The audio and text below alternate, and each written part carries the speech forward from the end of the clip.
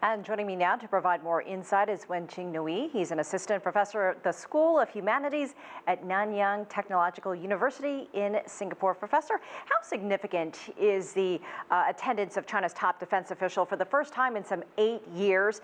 What does that signal? Well, I think we need to manage our expectations. There's a lot of hype about how pivotal this moment is when the defense minister is coming.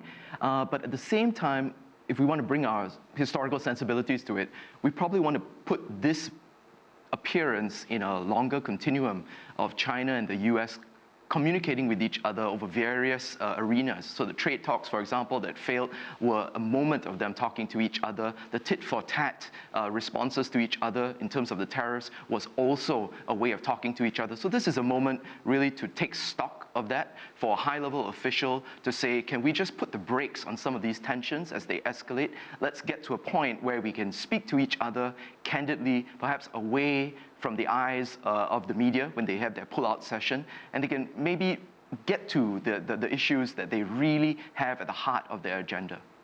Well, this is primarily, as we mentioned, a defense forum, but how, you mentioned U.S.-China trade tensions. How will that influence the mood this weekend there in Singapore? And what can be accomplished on the military front between the U.S. and China?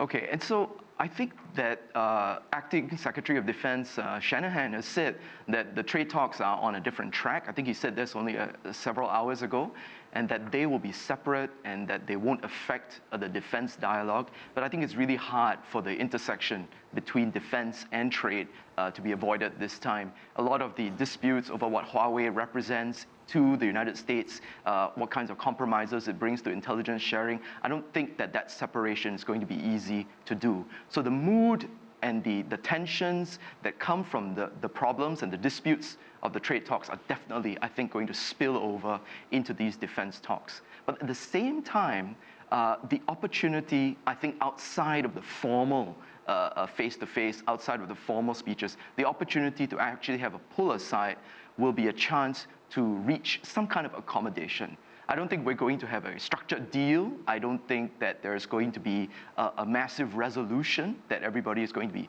ultra satisfied with. But I do think that there will be some level of accommodation. What I would like to describe it as is a talk about talking. Because the crisis, as it escalates, has not been able to enter into a structure that is predictable and reliable so that both sides can actually bring each other down from the escalation. So in many ways, it's a talk about how to talk. And I think that that would be the useful opportunity that comes after this whole line, a series of disagreements and disputes. Another one of the big issues to be discussed this weekend is the Korean Peninsula. The United States sending one of its representatives to meet with Japan and the ROK.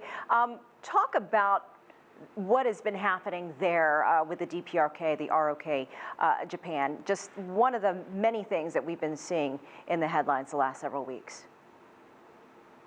Definitely. I think for the Japan-South Korea dialogue, I don't think that went very well. There continue to be simmering issues over very long historical disagreements over how Koreans and Korean women were treated during the times of the Japanese Empire during World War II, and also during the period where the Japanese were the colonial controllers of Japan. So I don't think that those issues have gone away, and that's made it a little bit difficult for the Republic of Korea and Japan to get to an even keel, to be really happy with each other in terms of their dialogue. And that's, I think, been beneficial for China in some ways, because these two key allies of the United States don't necessarily see eye to eye, South Korea and Japan, and them not being friendly, not being amicable with each other over important issues in the Korean Peninsula also makes it difficult for the United States to exert any kind of influence over what's happening in the North as well. When it comes to the North, I think Pyongyang has its own agenda.